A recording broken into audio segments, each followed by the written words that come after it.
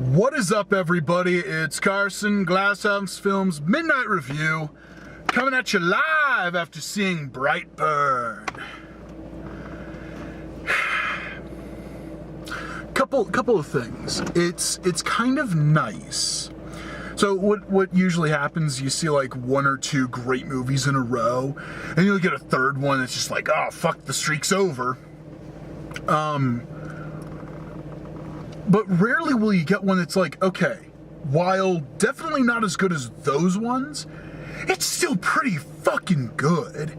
Like, this film is just, it's solid. It's rock solid. It's sound.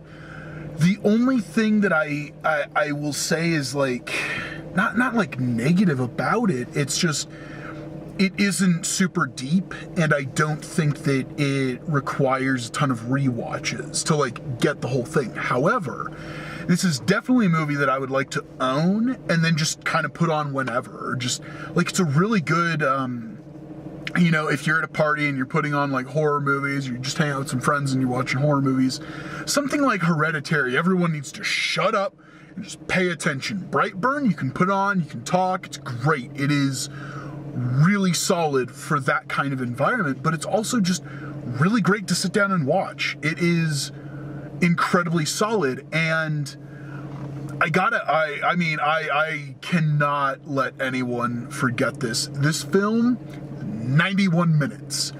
91 lean minutes.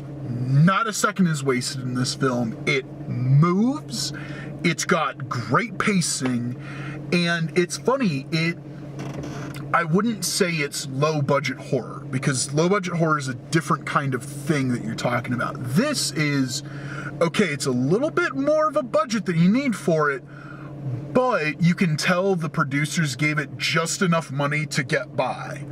And it works. Like, there's nothing about that that doesn't work. So, Brightburn itself, I mean, more or less, it is just, what if Superman came to Earth and he wasn't guided by, like Jor-El? Superman's dad didn't tell him, you know, be good to each other, you know, be excellent to each other. Like, he didn't give him good advice, or not so much he didn't give him good advice, but actually better, it's as if like baby Zod got to Earth. That's probably closer to what I would say on this one. But yeah, it is, what I will appreciate about it is, you know, you could very easily take this and go, oh, well, it's evil Superman, but also fuck Superman, and just piss all over, you know, Superman and everything. And it doesn't do that. It is a much more, the satire is a little bit sharper than that, I think. I don't think that it's taking any pot shots at Superman. It is much closer to something like an Elseworlds story. And it works. Like, that's a great concept that's executed in a great way. Now, it doesn't blow my mind. Everything that I figured would happened in this film. But that's not to say I didn't have a great time watching it. I did. It was just solid. It was a solid film. And I'm really excited to see what this whole creative team, two of the Gunn brothers and this director, I don't recall ever seeing them pop up before, but I want to see this creative team do some more cool stuff.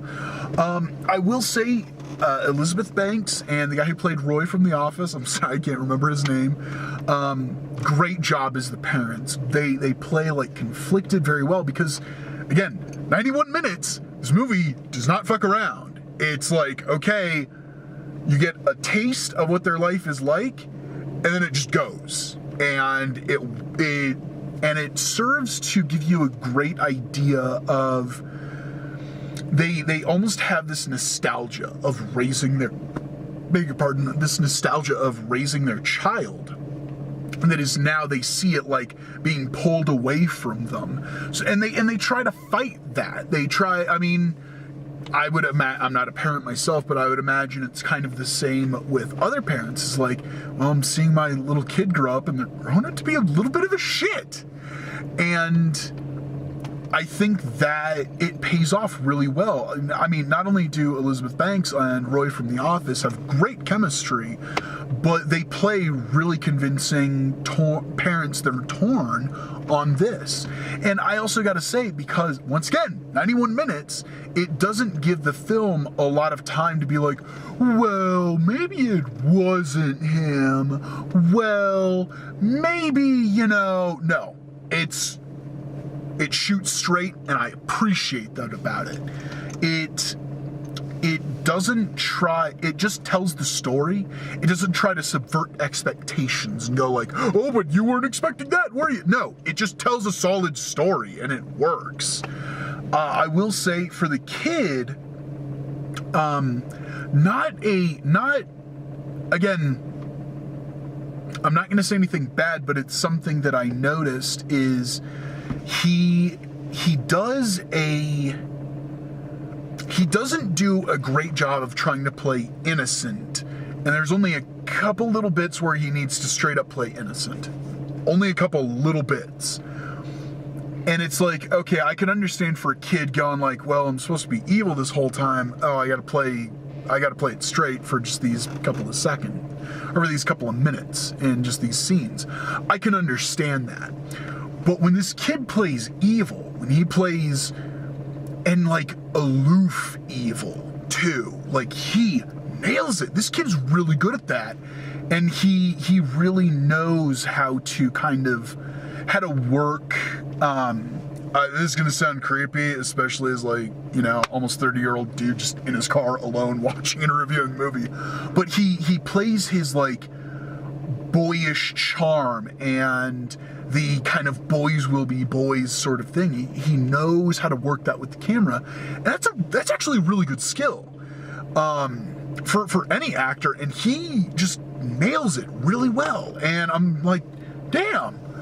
He didn't annoy the shit out of me, and it wasn't anything like Malachi or certain iterations of Damien where you're just like, okay, we get it, it's a creepy kid. No, there's a difference. Creepy is creepy. This kid is evil, and he knows that. It's like he understands the difference, and he knows how to layer that just right, and it really works. It comes through really well, and I'm like, damn, that kid made it work.